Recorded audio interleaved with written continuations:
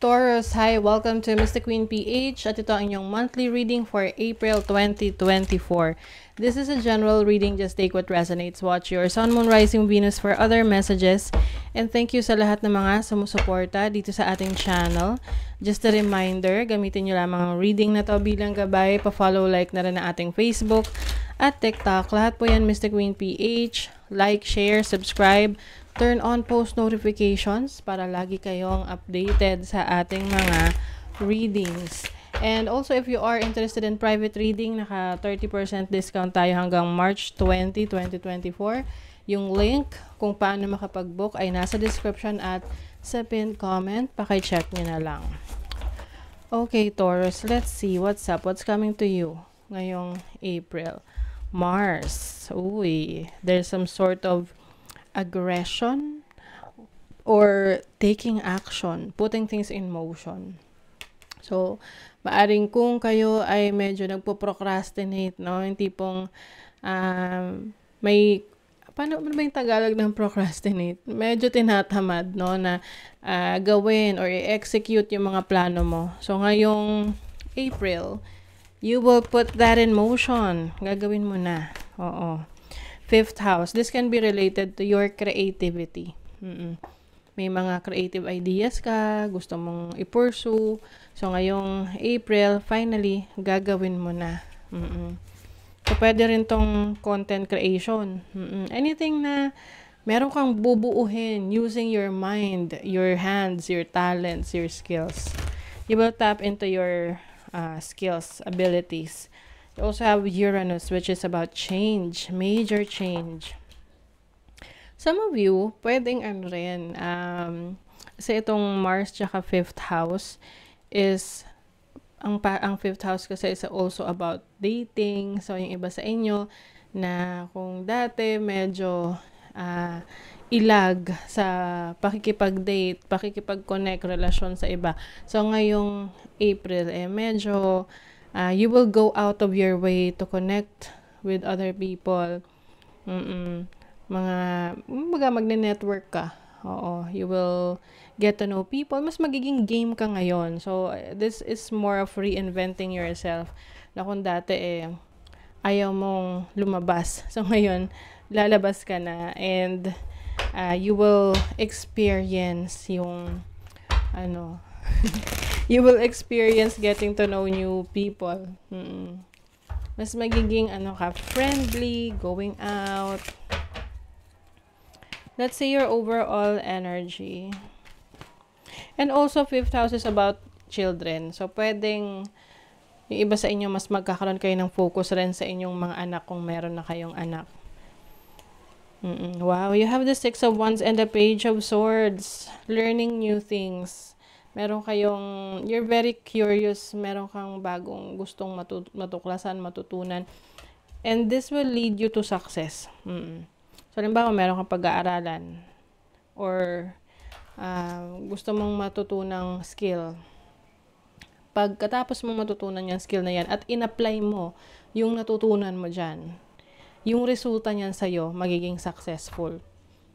So, example, interesado ka sa baking. Oo. Tapos, nag-aral ka kung paano mag-bake. Nag-enroll ka sa TESDA. Tapos, nung nakagraduate ka na, after a few months,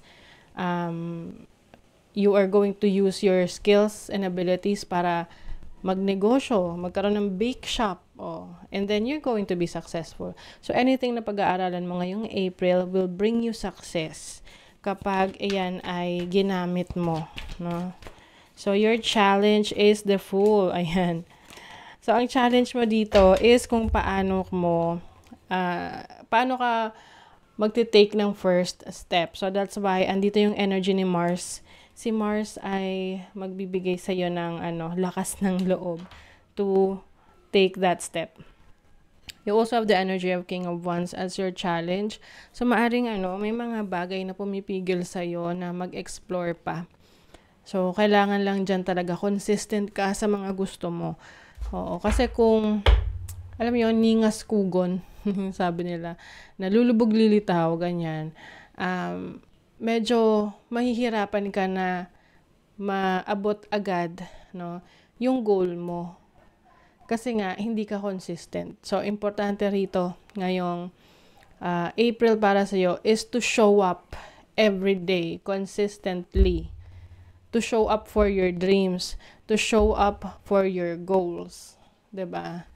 O, halimbawa pag gym, nag-enroll ka sa gym, pero pag na tinatamad ka, hindi ka napupunta. So, hanggang sa natapos yung membership mo, nakailang gym ka lang. So, syempre, anong magiging resulta nun, 'di ba? So, halos wala na improvement para sa iyo. So, kailangan consistent ka talaga sa commitment na papasukin mo. Okay? Let's see your opportunity. Ang opportunity ng mga Taurus. King of Swords and the Five of Swords. So, I think ngayong April, mas magiging very competitive kayo. Maaring makikita nyo sa paligid nyo na may mga taong umuunlad na or mas gumaganda yung buhay nila or meron silang mga goals na na-achieve. Kaya may inspire ka. You will realize na okay, kaya pala, kailangan ko palang mag-take action. Oo. And you also have the opportunity na mangibabaw doon sa competition na yon. Like what I mentioned kanina, you just need to be consistent. Show up every day. Diba? So, let's see your blessing. Ano yung blessing? You have the Knight of Swords and the Justice card. So, Justice card is about karma. So, kung ano ang ibinibigay mo, yun din yung matatanggap mo. So, if you're giving your efforts, your energy, yung iyong dedication sa mga gusto mo na ma-achieve, syempre, yun din yung makukuha mo in return.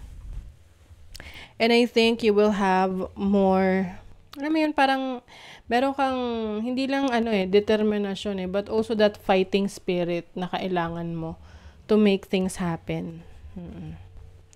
So, let's see ano pa, Taurus, for you ngayong April. Discipline. Yes, ito na yon, part nung consistency is discipline. Importante yan. It will play a major role in your life, yung pagiging disiplinado.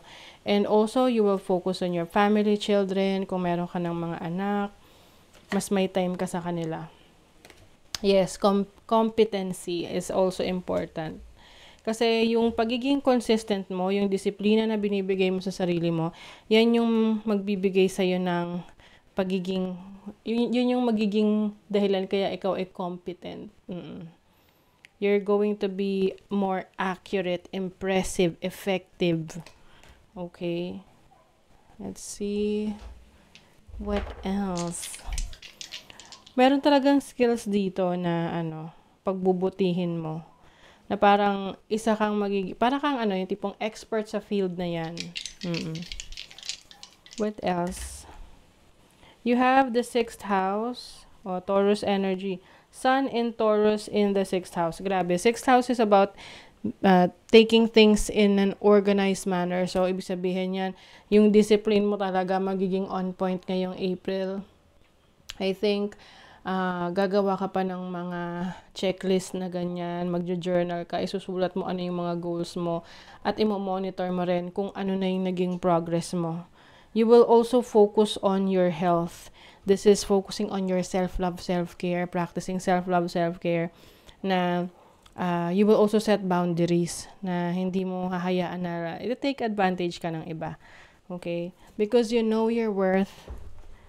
So, you have that energy, that strength, that vitality. How's that for a happily ever after Phoenix, rising from the ashes? Yes. So, kung ikaw yung tipong dati tahimik lang at walang masyadong action sa buhay mo, pinapanood mo lang yung iba, ngayon, ikaw naman yung aangat. Yes. Think first before you judge.